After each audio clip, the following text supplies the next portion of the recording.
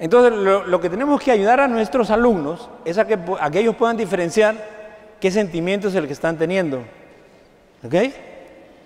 Por ejemplo, si hablamos de la pena, ¿ok? ¿Qué sería grado 1, 2? Vamos a poner 1 al 10. ¿Qué sería grado 1, 2, 3? En relación a la pena. Una tristeza. ¿Qué sería grado 5? Una depresión. ¿Y qué sería grado 10? Una melancolía. Porque la melancolía es un estado de tristeza permanente. Eso sí te puede llevar al suicidio. Pero la depresión puede ser una depresión producto de que has perdido un ser querido. Y es una depresión exógena. Entonces es importante ayudar a que el niño diferencie qué es lo que está sintiendo. Porque si está en la melancolía, ahí hay que tener cuidado. Si el niño, ¿qué sientes? No, que siento fastidio. ¿Fastidio? Fastidio sería como que más suave, ¿no? Entonces, cólera. Yo creo que un poquito más que cólera. ¿De qué te dan ganas de hacer? De romperle la nariz a mi amigo. Y ya está en la ira. Eso sí lo puede llevar a un comportamiento inadecuado. Un comportamiento negativo. Pero la emoción es como los sueños. ¿Acaso cuando dormimos podemos tener control de lo que soñamos? Dice, no, hoy día no voy a soñar con eso, voy a soñar con otra cosa. Simplemente el sueño aparece. ¿Verdad? Así es. Comportamientos que no ayudan a desarrollar el mundo emocional de los alumnos. Ok. El profesor intolerante e inflexible. La disciplina ante todo. Acá se me portan bien y pobre ustedes. Y cuando va a tener supervisión, se portan mejor. Porque a las 11 van a venir a verme. Así que todos calladitos, si no ya saben.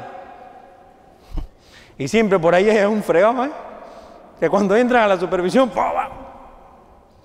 Pero suele pasar, si están asustados los niños, todos, ¿no? Y entonces, ¿qué emoción surge frente a eso? El miedo, el temor. ¿Y eso qué cosa ocasiona en los niños? La falta de confianza. Cólera también, así es. Cólera también.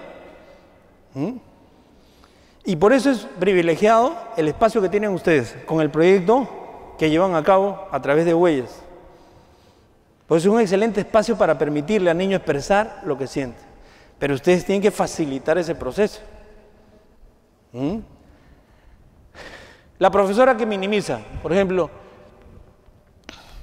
el niño está contando algo que de repente para él ha hecho un gran esfuerzo para poderle contar a su profesora o a su profesor o a su tutor algo que le pasa. Y a veces, medio sin querer, ¿no? Minimizamos. ¿Qué? ¿Y por eso te pones así? Oye, ¿qué pasa? Y el niño, ¿qué siente? Se siente mal porque dice, lo hace sentir que lo de él no es para tanto. Es como decirle, te estás ahogando en un vaso de agua, hijito. Reacciona. Y el niño ha hecho un gran esfuerzo para contarle a su profesora eso que le pasa.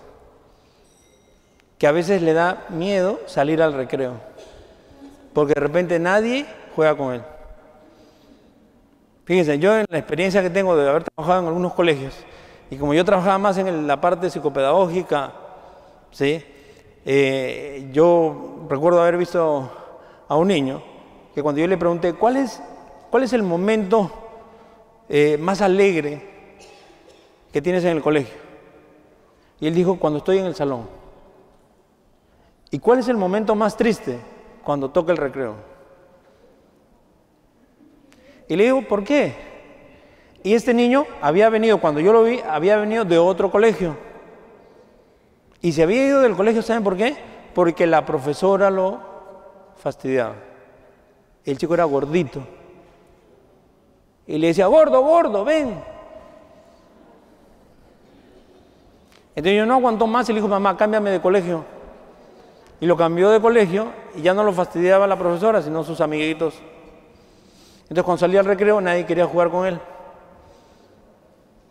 Entonces imagínense frente a esa situación que él va y le hace el esfuerzo y le cuenta a su profesora lo que siente.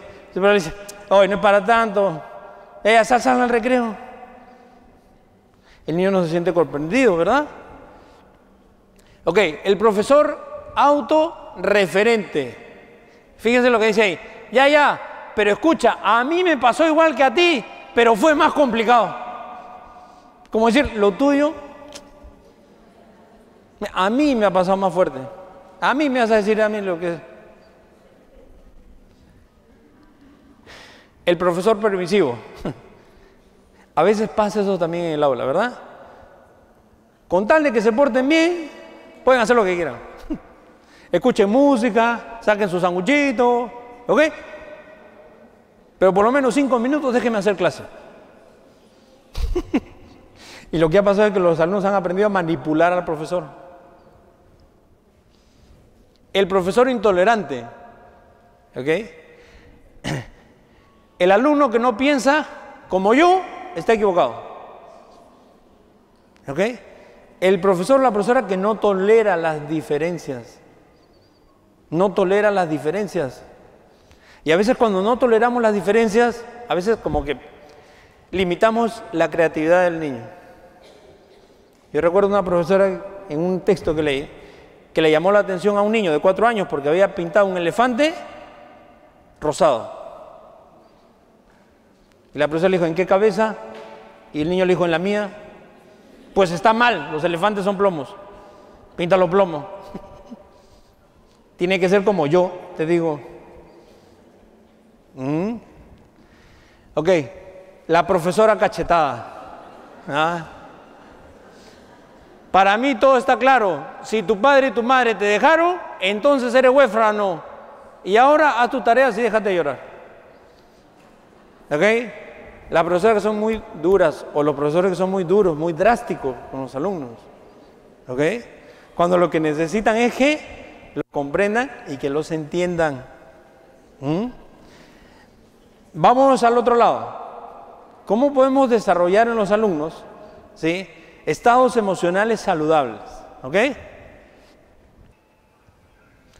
Miren, es muy importante que seamos coherentes entre lo que pensamos, sentimos y hacemos. ¿Ok? Eso es fundamental. Porque cuando somos coherentes, ¿ok?, los alumnos primero se sienten bien, sienten que pueden confiar en el profesor, se sienten más cercanos a él, ¿verdad? ¿Y cómo lo vemos esto reflejado? Fíjense. Lo que yo pienso lo expreso a través del lenguaje, a través de la palabra. ¿Ok? Y por eso el lenguaje es la vía privilegiada para expresar lo que yo pienso. Lo que yo siento lo expreso a través de mis emociones. Y lo que yo hago lo expreso a través de acciones. ¿Sí? Cuando no hay un cierto equilibrio entre esto, la persona comienza a perder autoridad. ¿Ok? Entonces la coherencia es importantísima, ¿verdad? Y cuando un profesor es coherente, mucha autoridad frente a sus alumnos. Cuando lo que dice, lo hace. Cuando lo que dice, lo hace. ¿Ok? Entre todos vamos a respetarnos. Y a veces el profesor es el primero que no respeta. Porque a veces se la agarra con algún alumno y está ahí, dale. Y el profesor tiene que entender. Siempre es bueno hacernos la pregunta, ¿qué cosa representa ese alumno para que yo me sienta de esa forma? Esa pregunta es fundamental. Porque de repente, Pedro, que está sentado por ahí, se parece mucho a mi hermano, y mi hermano me fregaba la vida. ¿Por qué? Porque cuando me compraba un polo nuevo, él se lo ponía. Y cuando yo veía la fiesta, el polo estaba en la ropa sucia. ¿Dónde está mi hermano? Ya estaba en la calle. Y de repente Pedro se parece un poquito a mi hermano. Y entonces, cada vez que lo veo, se me remueven las tripas. Entonces yo tengo que entender que Pedro no tiene que ver con mi hermano. Ese sentimiento tengo yo que trabajarlo de otra manera. Entonces, ¿qué puedo hacer? Busco a un colega o a una colega y le digo lo que siento. Y de repente, al hablarlo, me ayuda a entender lo que estoy sintiendo. Entonces, en vez de agarrármela con Pedro, la emoción se descarga. Y lo puedo ver a Pedro con otros ojos. ¿Ven? Porque nosotros permanentemente estamos proyectando en la realidad nuestro mundo interno. No percibimos la realidad de manera objetiva, sino de manera subjetiva. Recordemos que enseñamos con el ejemplo. Recordemos que enseñamos con el ejemplo. ¿Tú quieres que tus alumnos, digamos, se expresen de otra manera, que cuenten más lo suyo? Haz tú lo mismo hacia tus alumnos. Miren, yo les cuento, yo tengo también mi consultorio. Y cuando van los papás y me dicen, mi hijo es adolescente y el problema es que ya no nos comunicamos como antes. ¿Y qué cosa sucede? Que cuando el chico sube al carro, le sube el volumen a la radio. ¿Qué le está queriendo decir a su papá? No quiero hablar contigo. Y yo le digo, señor, ¿y usted cómo inicia la conversación? Ah, pues cuando yo inicio la conversación le pregunto, ¿y qué tal el colegio? ¿Y qué hicieron hoy día? ¿Y qué tal tus profesores? Señor, ¿y algo más le dice? No, nada más. ¿Y su hijo cómo le contesta? Sí, no, ah. Ok. Señor, ¿y qué siente cuando su hijo le responde? Sí, no, ah. Que no me quiere hablar. Señor, ¿por qué no usted prueba hacer algo distinto? Porque probablemente sus preguntas lo están hartando a su hijo. Cuéntele de usted, de cómo le ha ido en el trabajo. Pruebe usted a contarle. Y de repente su hijo se va a animar a hablarle. Pero si todo el tiempo hace lo mismo, es diferente. Cuando estamos en el recreo, ¿verdad? Y siempre hay un rol para cuidar el recreo. Y a veces lo tomamos como una maldición. ¿No? Y podemos aprovecharlo de otra manera. El recreo es un espacio privilegiado para conocer a los alumnos. Y por eso es que cuando uno quiere realmente conocer a sus alumnos, tiene que hacer mucha labor de patio. De patio, ver ahí cómo juegan, qué hacen, ¿ok? Y en vez de estar parados, acercarnos a los alumnos. Acercarnos a los alumnos. Recuerden ustedes, ¿qué profesor es el que ha marcado sus vidas? De cuando estaban en el colegio, a ver, recuerden un poquito. ¿Qué profesor, qué profesora marcó su vida cuando estaban en el colegio?